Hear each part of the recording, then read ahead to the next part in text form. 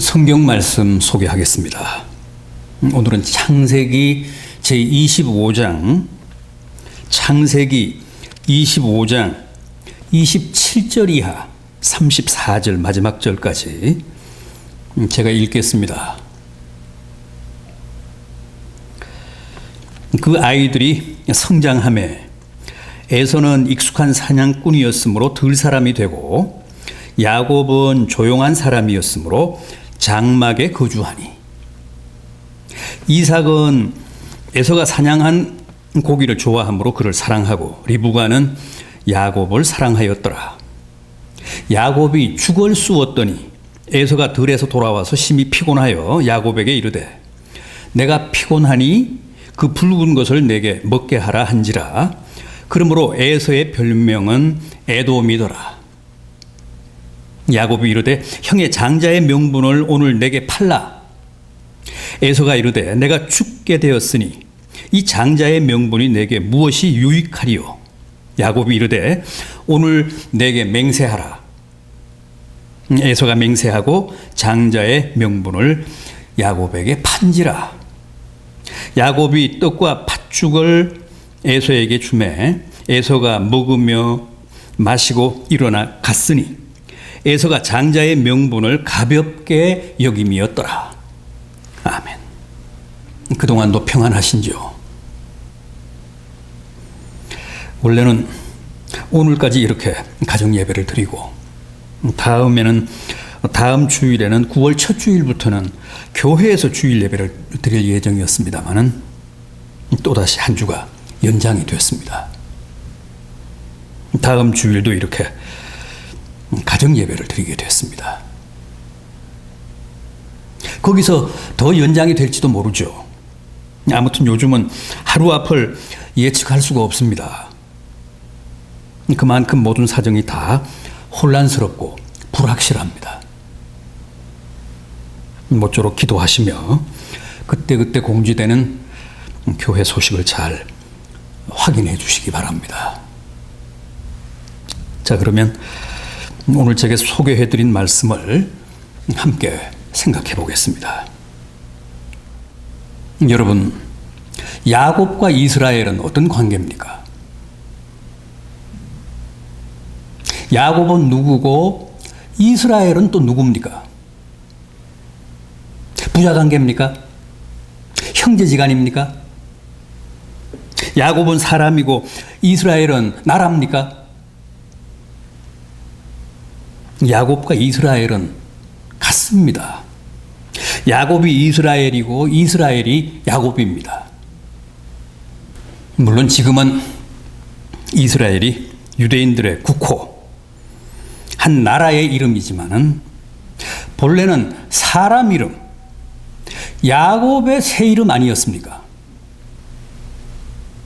그런데 훗날 유대인들이 그들의 여러 조상 가운데서 유독 야곱에게 자신들의 정체성을 가장 많이 느끼게 되면서 아예 자신들을 야곱과 동일시하고 나라 이름까지도 하나님이 직접 장명해 주셨던 야곱의 새 이름인 이스라엘로 명명하게 된 겁니다. 현재 지구촌에는 약 228개국이 있다고 하는데, 하나님이 직접 지어주신 이름으로 국호를 정한 나라는 아마 이스라엘이 유일할 겁니다. 그렇다면 유대인들이 자신들과 동일시하고 일체화한 야곱이라는 사람은 대체 어떤 인물이었습니까?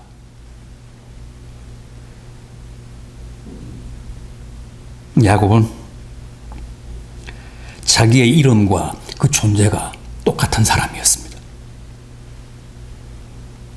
야곱이라는 이름의 뜻이 뭡니까? 발 뒤꿈치를 잡은 자, 거짓말쟁이, 사기꾼. 그런데 야곱의 생애를 보면 실제 그는 자기의 그 이름값을 톡톡히 합니다.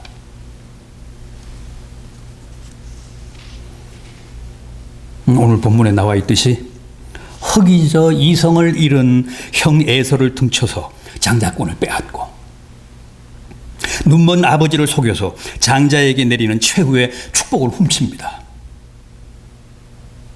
또 형의 분노를 피해 외삼촌 라반의 집에 가서 살면서도 그의 두 딸과 두 여종을 다 자기의 아내로 삼고, 외삼촌의 짐승까지도 거의 다 자신의 소유로 만듭니다. 따라서 우리가 생각할 때는 축복보다는 오히려 저주를 받아 마땅한 인물 같은데도, 실은 이 세상에서 야곱보다 더 많은 축복을 받은 사람은 없습니다. 그렇지 않습니까? 우선 하나님을 보십시오. 원래는 아브라함과 이삭과 에서의 하나님이셔야 맞지 않습니까? 에서가 장자니까요. 그런데 아브라함과 이삭과 에서가 아니라 야곱의 하나님이 되셨잖아요. 어떻게 이런 일이 있을 수 있을까요? 또 새 이름도 주셨습니다. 그것도 유례가 없는 파격입니다. 발 뒤꿈치를 잡은 자, 거짓말쟁이, 사기꾼이라는 뜻의 야곱이라는 이름 대신에 기상천외하게도 하나님과 겨루어 이겼다는 뜻의 이스라엘이라는 새 이름을 주셨지 않습니까? 세상에서 하나님과 겨루어 이길 사람이 어디 있겠습니까?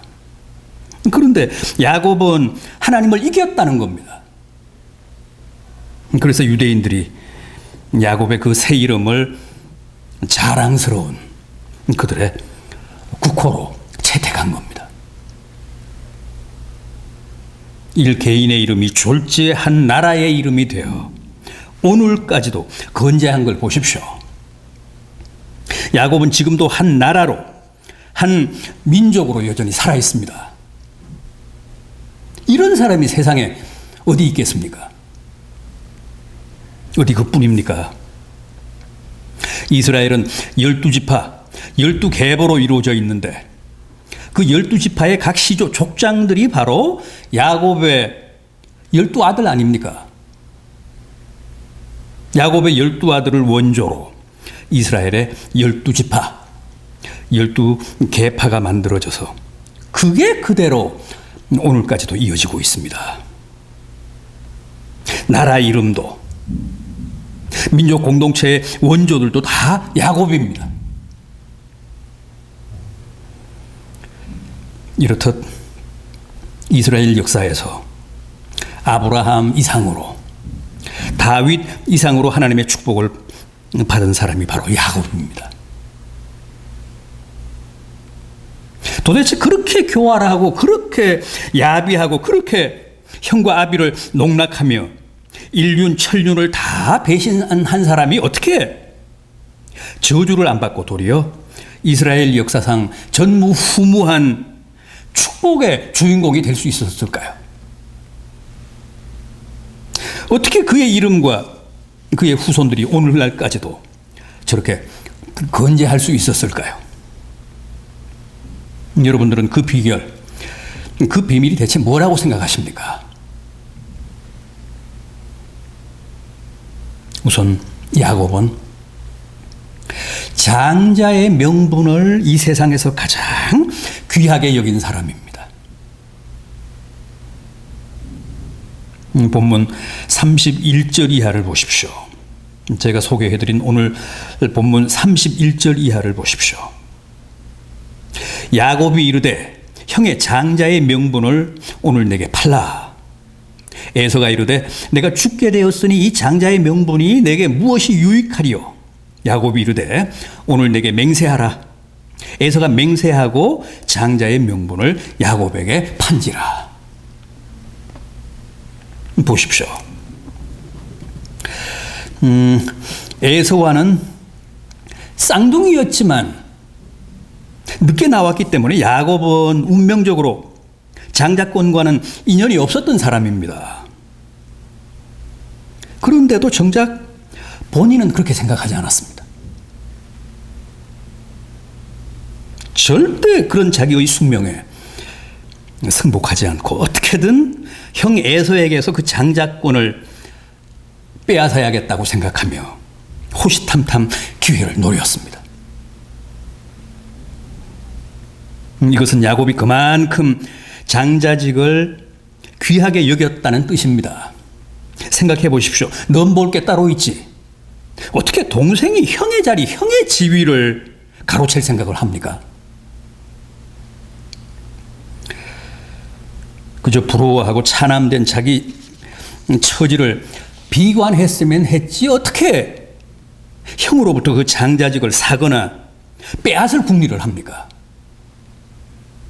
그 발상부터가 얼마나 황당하고 상상을 초월합니까? 야곱은 그만큼 자신의 목숨을 걸 만큼 장자직을 귀하게 여겼던 사람입니다. 그렇다면 야곱은 어째서 장자직을 그렇게 높이 평가하게 됐을까요? 왜 장자직에 그는 자신의 모든 운명을 걸었을까요? 하나님이 약속하신 모든 축복이 다 장자를 통해 계승되고 대물림된다는 사실을 알았기 때문입니다. 장자가 바로 하나님의 유업을 계승하는 영적 주자라는 사실을 알았기 때문입니다. 그러니까 야곱은 일찍부터 장자직의 그 진정한 의미와 가치를 제대로 알고 있었던 사람입니다. 그래서 기회를 노리다가 사냥에서 돌아온 에서가 흙이죠. 야곱이 쓰고 있는 팥죽을 달라고 하자. 그때 그 기회를 놓치지 않고 뭐라고 합니까? 형의 그 장자의 명분을 내게 팔라고 합니다. 장자직을 내게 주면 이 팥죽을 주겠노라고 합니다. 형 에서가 뭐라고 했습니까? 내가 죽게 되었으니 이 장자의 명분이 내게 무엇이 유익하리요? 그러자 야곱이 잽싸게 그럼 맹세하라. 그래서 에서가 절대 다시 돌려달라고 하지 않겠다며 맹세를 하자 비로소 야곱이 그 대가로 팥죽 한 그릇을 건넵니다. 그래서 죽 중에 가장 비싼 죽이 팥죽이라고 하는 겁니다. 보십시오. 두 사람이 얼마나 대조적입니까? 야곱은 자기의 목숨을 걸 만큼 소중하게 생각한 장자권을, 정작 에서는 내가 지금 배가 고파 죽게 생겼는데 장자의 명분이 무슨 필요가 있느냐며 하찮게 대수롭지 않게 여겼다는 겁니다. 본문 마지막 34절 하반절을 다시 한번 보십시오. 에서가 장자의 명분을 가볍게 여김이었더라. 그래서 결국 하나님이 에서를 버리시고 야곱을 택하신 겁니다. 이때부터 하나님이 더 이상 에서의 하나님이 아니라 야곱의 하나님이 되신 겁니다. 에서가 아니라 야곱을 통해 당신의 축복과 유업을 전승하신 겁니다. 전에도 말씀을 드렸다시피 우리는 여기서 얼마든지 윤리적인 문제를 제기할 수 있습니다. 그럼 무조건 꽁만 잡으면 다 매란 말이냐? 어떤 수단이나 방법을 동원해서라도 무조건 목적만 달성하면 된다는 말이냐? 성경을 읽기 위해서라면 촛불을 훔쳐도 된다는 말이냐? 헌금을 하기 위해서라면 절도를 하고 사기를 쳐도 된다는 말이냐? 맞습니다. 그럴 수는 없습니다. 절대 목적이 수단이나 방법을 합리화하거나 정당화할 수는 없습니다. 그렇다면 이 야곱의 경우는 뭡니까? 어떻게 이해해야 합니까? 배고픈 형의 약점을 이용해서 에서의 장자권을 빼앗은 짓은 분명 인륜을 범한 가장 비열한 죄악이지만 그러면서까지 장자권을 쟁취하겠다며 자신의 모든 것을 건 야곱의 그 무서운 영적 모험이 그의 모든 인간적인 모순과 제약을 상대화했다. 그렇게 봐야 한다는 겁니다. 그가 장자권에 부여한 그 절대적인 평가가 수단과 방법의 정당성 문제를 완전히 해소시켰다는 겁니다. 장자권에 대한 야곱의 무서운 집념이 그의 수단과 방법의 야비함, 교활함을 다 상쇄했다는 뜻입니다. 그래서 하나님도 그의 잘못을 탓하고 벌하시기보다는 도리어 그의 목숨을 건 장자권 도박에 감복하셔서 저주가 아니라 유례없는 축복을 베푸사 에서의 하나님에서 야곱의 하나님이 되셨다는 겁니다. 반면 에서는 전혀 장자권의 소중함을 느끼지도 인정하지도 않았기 때문에 가지고 있던 장자권마저도 동생에게 빼앗기게 된 것입니다. 여러분, 우리는 다 하나님의 장자들입니다. 우리가 구원의 반열에 들어 신자가 되고 하나님의 자녀들이 됐다는 것은 이제 우리가 다 장자의 지위, 장자의 신분을 갖게 됐다는 뜻의 다름 아닙니다. 그래서 우리는 이제 모두 하나님의 값진 유업을 이을 상속자들입니다. 로마서 8장 17절입니다. 자녀면 또한 상속자, 곧 하나님의 상속자요 그리스도와 함께한 상속자라 그랬습니다. 따라서 이 신분, 이 장자의 명분을 소중히 여겨야 합니다. 이 지위, 이 자격을 가볍게 여겨 에서처럼 팥죽 한 그릇에 그 명분을 허무하게 팔아버리면 버림받습니다. 저주받습니다. 에서처럼 지금 배고파 죽겠는데 무슨 장자권이냐? 지금 먹고 살기도 바쁜데 지금 최악의 코로나 전국인데 무슨 주일 성수고 가정 예배고 헌금이고 기도냐 하며 그야말로 팥죽 한 그릇에 무참하게 내 신앙을 팔고 내 신자의 신분과 영적 상속자의 지위를 팔아버리는 사람들은 정말 돌이킬 수 없는 죄를 범하는 겁니다.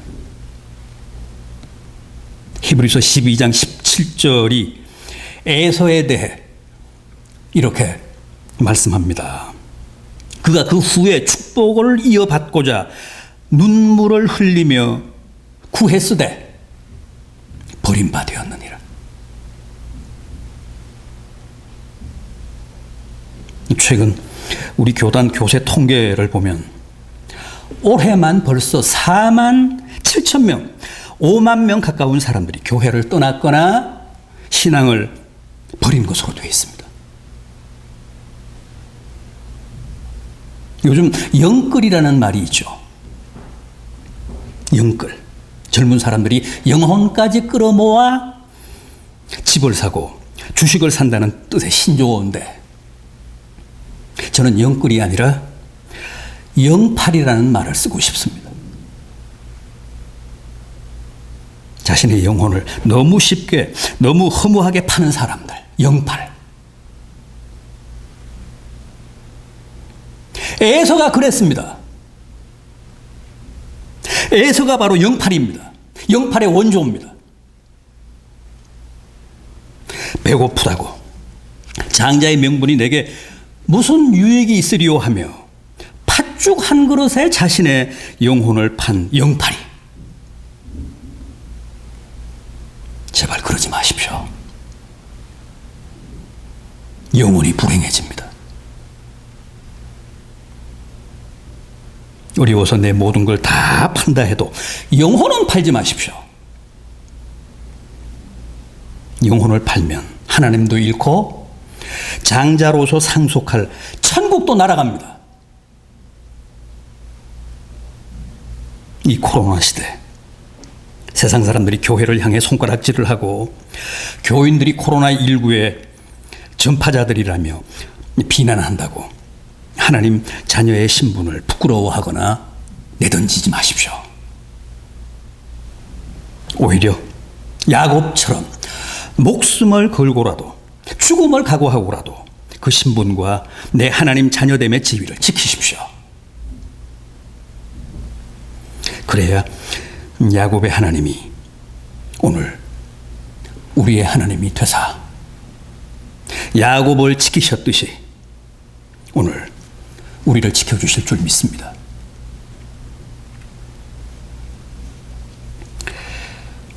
다음으로 오늘 우리가 소환한 야곱은 이 세상에서 하나님의 축복을 가장 귀하게 여긴 사람이었습니다. 창세기 27장 18절 이하입니다. 창세기 27장 18절 이하입니다.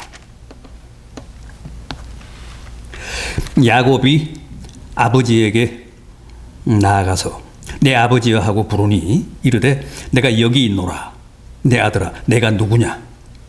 야곱이 아버지에게 대답하되 나는 아버지의 맏아들 에서로소이다.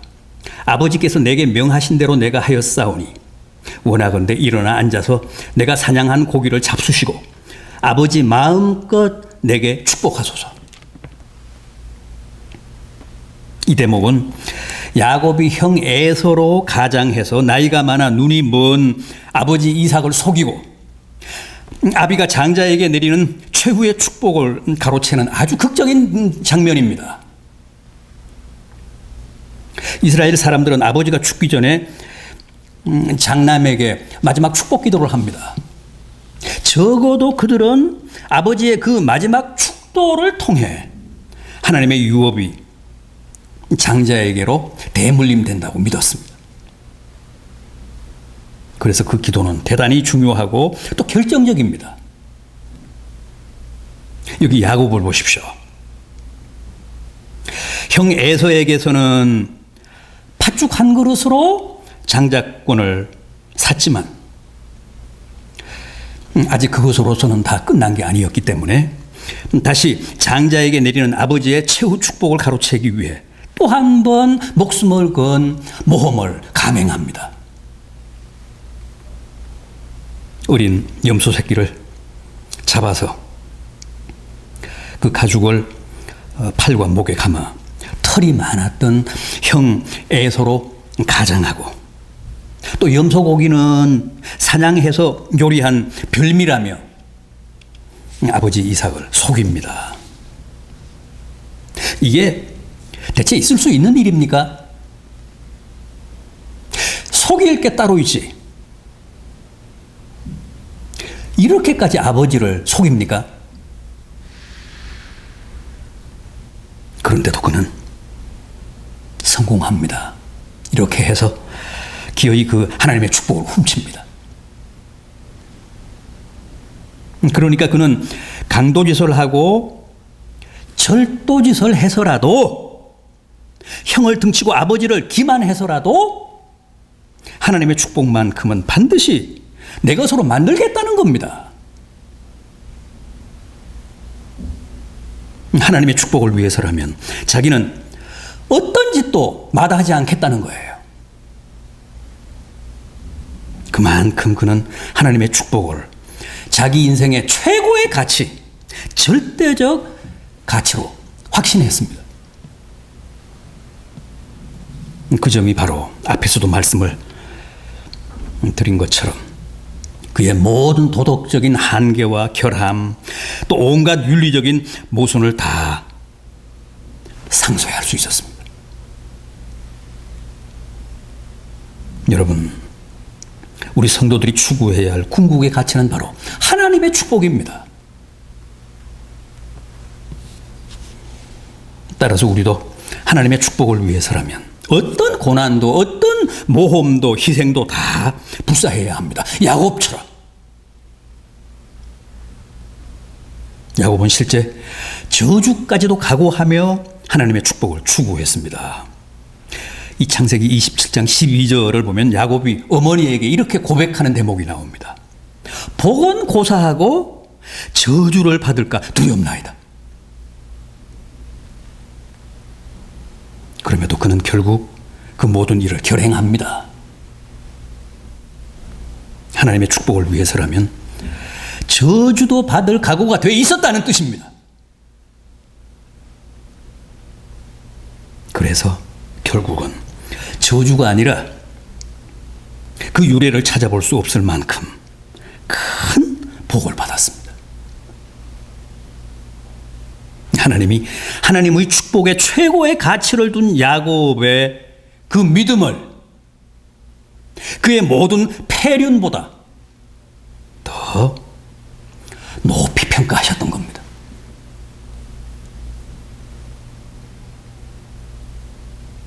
세상적인 가치보다 믿음의 가치, 세상적인 영화보다 하나님의 축복을 더 귀하게 여기십시오. 그리고 야곱처럼 그걸 필사적으로 추구하십시오. 하나님의 축복을 위해 모험하십시오. 도박하십시오. 그래야 정말 복됩니다. 아직 하나 더 있습니다. 야곱은 평생 그 무엇보다도 기도 생활을 소중하게 여긴 사람입니다. 이 창세기 28장 10절 이하를 보면 야곱이 베델에서 노숙을 하다가 하나님을 뵙고 그 자리에서 자기가 베고자 하던 돌기둥을 세우고 하나님께 서원 기도를 바치는 대목이 나옵니다. 또 32장 24절 이하에는 귀향길에 야복 강가에서 하나님과 밤새도록 씨름하듯 처절하게 기도하는 유명한 장면도 소개가 됩니다. 세상에서 야곱만큼 전투적으로, 야곱만큼 공격적으로, 호전적으로 기도한 사람은 없습니다. 정말 야곱의 기도는 무섭습니다. 그 기도가 얼마나 격렬하고 지독했으면 하나님마저도 두 손을 드셨겠습니까? 특히 야복 강가의 기도는 역대급이었습니다. 밤새도록 하나님을 붙잡고 씨름하다 날이 새려 하는데도 여전히 야곱이 하나님을 놓아주지 않자 하나님이 어떻게 하셨습니까? 더 이상 힘을 못 쓰도록 야곱의 허벅지 관절, 환도뼈를 쳐서 골절시킵니다.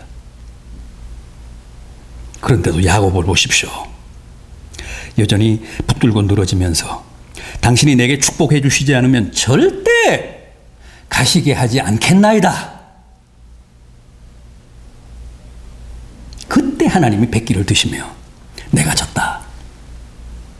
네가 하나님과 겨루어 이겼다는 뜻의 이스라엘이라는 새 이름을 주시면서 축복하시지 않습니까? 여러분, 우리는 누구나 이렇게 기도해서 하나님을 이겨야 복받습니다. 또 누구나 이렇게 야곱처럼 투쟁적으로 집요하게 날 셀 때까지 기도하면 반드시 하나님을 이길 수 있습니다. 어째서 그럴까요? 자식 이기는 부모 없잖아요. 아무리 잘난 체 해도, 아무리 강하고 엄한 체 해도 결국 부모는 자식에게 다 집니다. 날쌘 때쯤 되면 다 자식이 이깁니다. 마찬가지입니다. 하나님도 언제나 우리에게 져주십니다. 하나님은 언제나 자녀된 우리에게 져주실 태세가 되어 있으십니다. 여러분, 지금은 뭐로 보나 우리가 열심히 기도해야 할 참으로 비상한 때입니다. 위기의 때입니다. 정말 야곱의 베델 기도처럼 서원이라도 하고 야복 강가의 기도처럼 처절하게 씨름하듯 기도해야 할 절박한 시대입니다. 부디 기도 없이 살아갈 생각하지 마십시오. 기도 없이 복받을 생각하지 마시고, 기도 없이 이 위기를 극복하고 평안해질 거라고 기대하지 마십시오. 야곱 같은 사람도 목숨을 걸고 죽을 각오로 기도해서 하나님의 축복을 받아내고, 또 사기꾼이라는 이름 대신 하나님을 이겼다는 뜻의 이스라엘이라는 새 이름을 받았습니다. 부디 야곱의 기도를 배우시기 바랍니다. 그래서 여러분들도 모두 야곱이 변하여 이스라엘이 된 것처럼 하나님의 큰 은혜와 축복을 누리는 아름다운 주인공들이 되시기를 진심으로 기원합니다. 기도하시겠습니다. 주님, 야곱은 정말 위대한 믿음의 조상이고 우리가 꼭 배우고 닮아야 할 위대한 믿음의 선진이었습니다. 그는 가만히 앉아서 복이 굴러 들어오기를 기다린 사람이 아니었습니다. 우연히 혹은 본의 아니게 남다른 축복을 누린 사람도 아니었습니다. 정말 저주를 무릅쓰고 모험하고 결단했던 사람이었습니다. 목숨을 걸고 형으로부터 장자권을 샀고, 또 그 상속자의 지위와 신분을 팔지 않고 끝까지 지켰습니다. 또 강도처럼 사기꾼처럼 아버지를 속이며 목숨을 걸고 하나님의 축복을 훔쳤습니다. 그리고 전투적으로 호전적으로 하나님과 씨름하듯 기도하여 승리했고, 그래서 축복과 새 이름을 받아냈습니다. 이 위기의 코로나 시대, 오늘 저희가 소환한 야곱에게서 큰 배움과 도전을 얻게 하시고 해법도 찾게 해 주시옵소서. 오늘도 저희들 주일 예배를 가정 예배로 드리며 삼가 예물을 드렸습니다. 11조와 감사 헌금, 주일 헌금, 구제 헌금, 선교 헌금, 비전 월정 헌금, 차량 헌금 등에 참여한 모든 손길들을 일일이 기억하사 복되게 하시옵소서. 힘든 중에도 그 삶에 늘 보람과 기쁨과 감사가 충만하게 하시옵소서. 창고라는 코로나19로부터 지키사 가족 모두 안전하고 건강하게 하시고, 환자들을 안수하사 하루속히 모두 쾌차하게 하시옵소서. 고향에 부모님의 출입을 붙드시고 지병과 노환을 관리하사 그 여생이 주 안에서 복되고 품이 있게 하시옵소서. 자녀들의 학업이 여전히 최악의 파행입니다. 하루속히 정상을 되찾게 하시고 각급 학교의 학사 일정을 돌보사 심각한 피해가 없도록 성령으로 역사해 주시옵소서. 해외에 나가 있는 자녀들을 지키시고 또 사회생활하는 자녀들을 격려하사 이 비상한 때 모쪼록 도태되지 않고 끝까지 완주할 수 있도록 성령으로 강제해 주시옵소서. 무엇보다 어떤 경우에도 영혼을 팔지 않게 하사 에서의 후예가 되는 불행한 일이 없게 해 주시옵소서. 가장들을 지키사 믿음으로 사는 이 시대의 진정한 의인들이 되게 하시고 주부들을 축복하사 기도 쉬는 주회를 범하지 않게 해 주시옵소서. 주님, 큰 위기 앞에 선 교회와 우리 사회를 기억하사 축복해 주시옵소서. 더 강해지고 더 새로워지게 해 주시옵소서. 무엇보다 우리 사회가 하나 되어 이 코로나19라는 난적을 반드시 이기고 모두가 새 출발할 수 있는 은혜를 베풀어 주시옵소서. 저희들 하루속히 교회로 복귀해서 주님의 몸된 교회에서 주의를 지키며 하나님을 예배할 수 있게 해 주시옵소서. 예수 그리스도의 이름으로 간절히 기도하옵나이다. 아멘.